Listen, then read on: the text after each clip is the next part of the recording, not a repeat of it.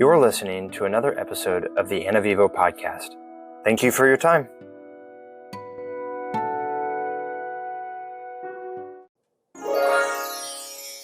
The Bermuda Triangle. It's an infamous area of the Atlantic Ocean where many ships and airplanes have disappeared under mysterious circumstances. Some theories include human error, natural disasters, and even extraterrestrial activity. Dun, dun, dun. And that was written by an AI? Yes. Wow. I know, big brain moments right there.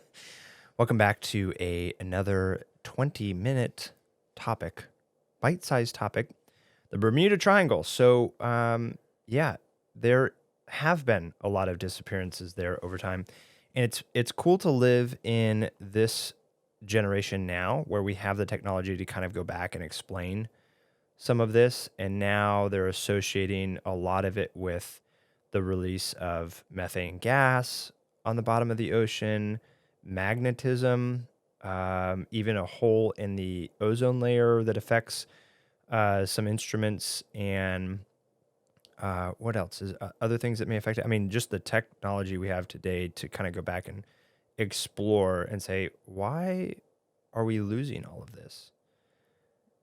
Yeah. I mean, it's the biggest ship grave in the world. Whoa. Yeah. I did not know that. That makes sense. There's also aircraft that obviously that have gone down, stories of aircraft where they fly into the storm and their instruments, they're flying by the instruments then, of course, which then become misleading and take them right into the grave as well. Yeah. Wow. So where exactly is the Bermuda Triangle in the Atlantic Ocean? It's bounded by Miami, Bermuda, and Puerto Rico. Puerto Rico.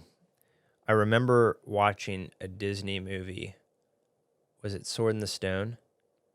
And the genie turns into a guy who is in Hawaiian clothes. And he's like, I'm off to Bermuda. Robin Williams, played by Robin Williams. It's probably Aladdin, because Aladdin has the genie. Oh. And Robin Williams is the genie in Aladdin. Who's the guy in Sword in the Stone? Who's the... That's Gumby. Oh, Gumby.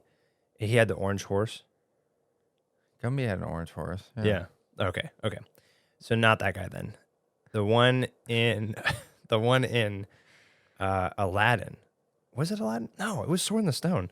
I could have sworn he said, I'm going to Bermuda. And he's like, off to Bermuda. Maybe it was Aladdin. Anyway, that was my first experience with Bermuda being a tropical place. And it sounded like a place you would want to go until you grew up a little bit older and realized in all of the books you were reading that Bermuda is at the end of this Bermuda Triangle, which is Bermuda, Miami, and Puerto Rico. So that doesn't sound like a place you want to go traveling to. Because it's near the Bermuda Triangle. Yeah. You think like, okay, I'm going to take a commercial plane there or a ship there. People do it all the time, of course. But why risk it? There's beaches, other places. Yeah. Well, yeah. I mean, that's a big section. That's almost a third of the span between us and Africa. It's that triangle right there. Oh, really? Yeah. The Atlantic Ocean Bermuda Triangle is that big? Yeah. Wow. That's a lot of, well, then that makes sense. The largest ship graveyard in the world. Yeah. There's that many things. So imagine now, if you will. I'm imagining. As you are, and you will, as my friend Jason would say. Imagine, if you will, and you will, a generation, just 2 generations ago, where you don't have this technology and you're sailing across or flying across. Would you have gone in your mind the extraterrestrial way or spiritual way? Like, oh, this can only be caused by demons or aliens or something mystical like that? No, I'm a very practical thinker. So it would have been science, like there's got to be a reason as you're drowning. There's a reason for this. Like if I was sailing through there, I would be like, okay, I could see my instruments getting messed up because of magnetism or something. Okay. But other than that, I mean, it's not like the area is a calm zone where there's no wind and I'm just Sure. gonna get stranded in there. Yeah. Um, Yeah, lots of storms yeah. happen. So Hmm. I don't think I would be worried about going through there. Yeah, all the hurricanes come up that way. Yeah, it's right by Hurricane Alley. Hurricane Alley, I guess. Hmm.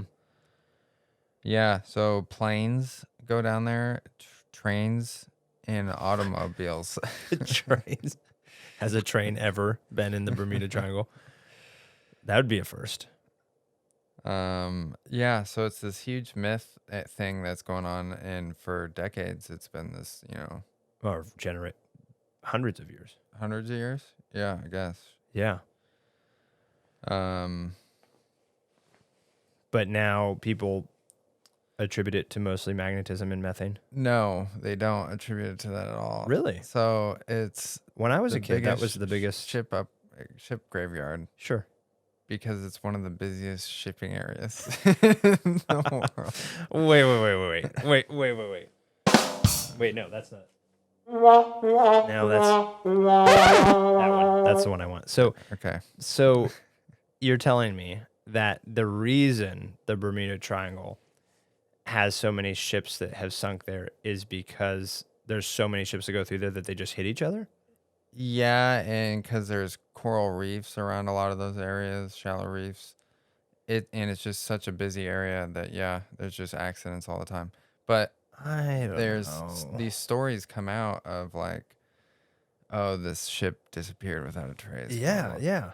Well, it's very likely that it happened there. Like, if you're gonna say a ship disappeared, it's very likely that it would happen there. Well, yeah, they're not saying the ship disappeared without a trace anywhere in the world. They're saying it went into its last known place was the Bermuda Triangle, and then it disappeared without a trace. Yeah, but if you had told me, hey, a ship just disappeared, I would say it's probably the Bermuda Triangle. Right. Because it's the busiest shipping area. Sure. Yeah. And it's a place where ships go to disappear. They don't go other places to disappear. No. It's more than the fact that it's just busy, because there are stories and accounts of pilots' instruments spinning. Yeah. And in the middle of a storm. Yeah, and ship instruments spinning, and ships just getting overturned. Yeah. Yep. So it's not just the fact that they're in a busy shipping part. The Strait of Malacca is a busy point because it's a choke point. Gibraltar is a choke point. There's places that are hundreds of thousands of ships go through all the time that aren't as tiny little points compared to the Bermuda Triangle. Bermuda Triangle is huge. Right. So they're not hitting each other. A ship getting pirated and getting stolen and taken away, and then no one else knows what happened because the area is so big. I think the pirates would be afraid to go in there to hijack ships. No, because they know they're thinking objectively. No, pirates? Pirates are the most superstitious group of people ever. I'm just saying. They get tattoos of chicken and pigs on their feet because, get this is a cool piece of historical trivia. Pirates or sailors in general would get tattoos of chickens and pigs and things like that on their feet because guess what? When a ship would go down and another ship would come by to rescue anyone who's left, guess what would be the only things alive? Chickens and pigs. Because they're floating, because pigs float, and because chickens are in crates, wooden crates that are floating. But they would find those things alive, and they, if I have these on my feet, I also will not drown. Sure, wouldn't that just make your feet float, and now you're upside down, and you're drowning? Well, it was worth a shot. It worth a shot, apparently. And so that's where the tattoos of these chickens and things like that on sailors' feet. Sailors are known for 5 things, and one of those 5 things is tattoos, and that's why they would get this on their feet, which is funny. But so pirates, they're superstitious people. They're not going to go into a place that they think a kraken is eating the ships. The reality is, I watched a History Channel on the Bermuda Triangle. Yeah, and it told you methane, gas bubbles, and magnetism. No. It did not? No. What? It said, hey, this is one of the busiest areas in the world. There's obviously, it makes sense that there's a lot of wrecks here. And also, things where ships get disappeared, and They get disappeared. there's That's ominous. there's whatever, no trace of them, or we see them and there's no storms that day. It's clear weather, but all of a sudden there's the next sighting of them is just debris Yeah. or whatever. Yeah. And they explain it all the way with, it's just really busy area. There's shallow reefs all over the place, and there's rogue waves that can happen anywhere in the world. That's true. Rogue waves, yeah, but that's an exception, not the rule. Right. But how many cases are there that are unsolved about the Bermuda Triangle? Maybe like A lot. 20, maybe. Really, you think? Only 20? Yeah. Over how many years has it been?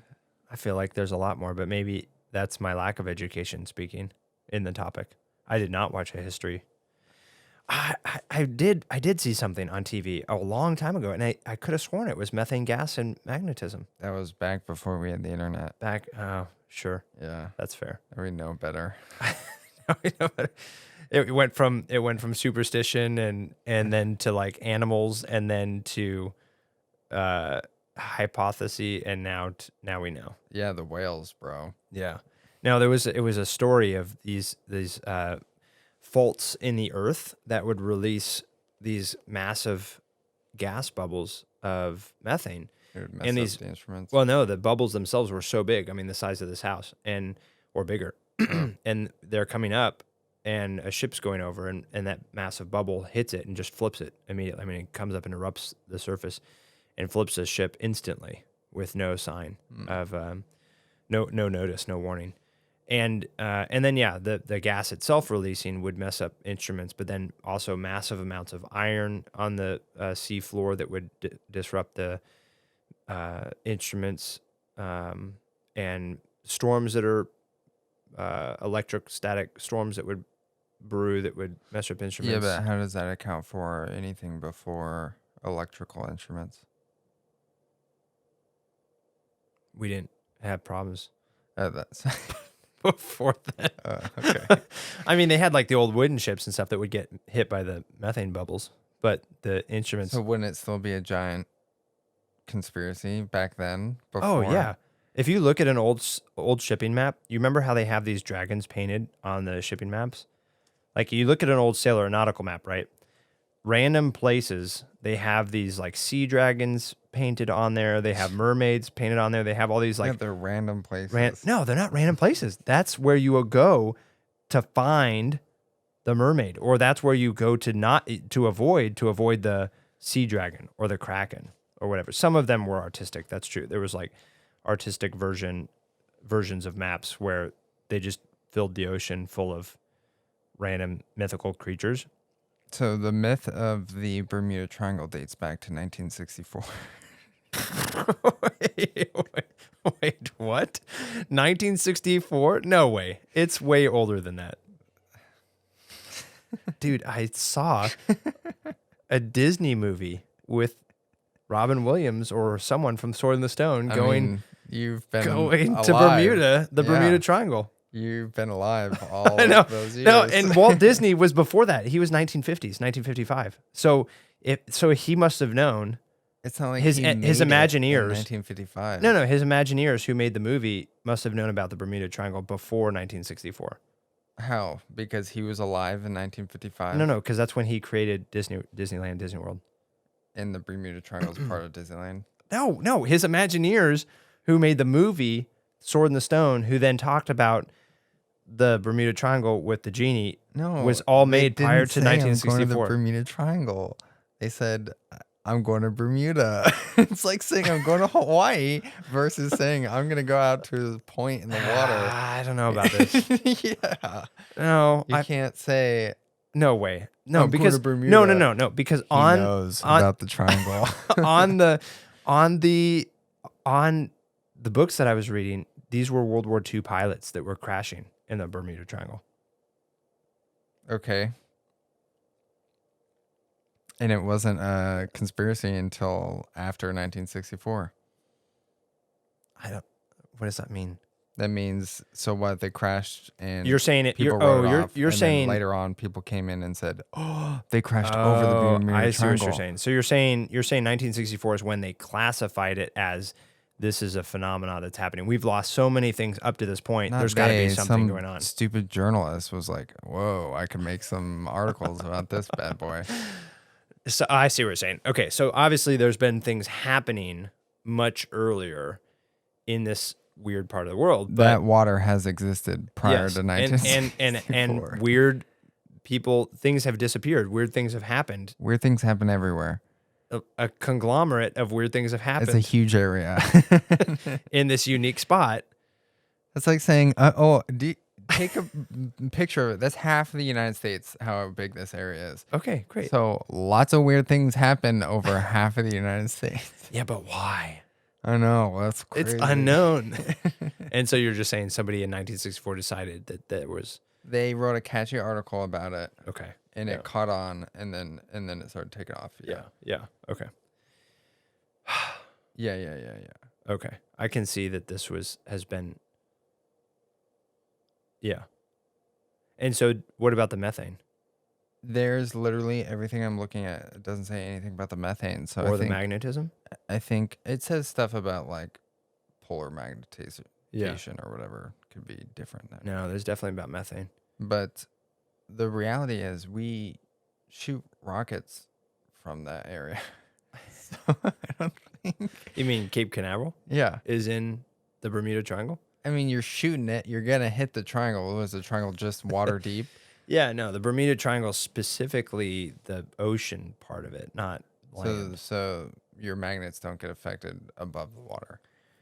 So if we put our boats on stilts. No. Like planes that are flying over, but not rockets. Planes are flying much lower than rockets, so their compasses and things are affected by all the iron down in the ground there. Okay. And if it really is a big area, like you're saying, think of all the methane produced naturally by the fish. Yeah. I bet even That's bubbling up more so from the cows in the United States. I'm just kidding about the last part about the fish. Don't take that seriously. Yeah, so I think it's really just that it's a big, busy area. And pirates and rogue waves and shipwrecks and storms. I mean, it's Hurricane Valley. Yeah, we're going to have to agree to disagree. Show me some evidence. All right, well, we'll wrap that one up and come back to it later.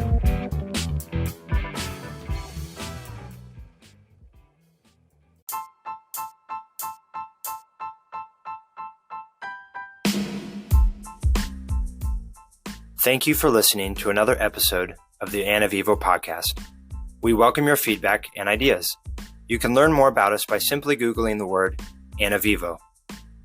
This podcast is supported by listeners like you. I am a licensed real estate broker with Compass Real Estate and a nationwide real estate matchmaker. We consult with you for free, find and vet the right real estate professional that specializes in the area and niche you need, are paid by that professional, and they get clients like yourself who want and need their unique specialty or winning track record. If you or someone you know is in the market to buy or sell real estate anywhere in the U.S., don't simply web search the highest paying advertiser. Let us use our licensed experience to find and vet the real and best professional for you. It costs you nothing but a phone call or email with me, and has saved my clients financially and emotionally. I'd be honored to serve, and you can reach me direct by email at tim.c.miller@outlook.com. And as always, to God be the glory.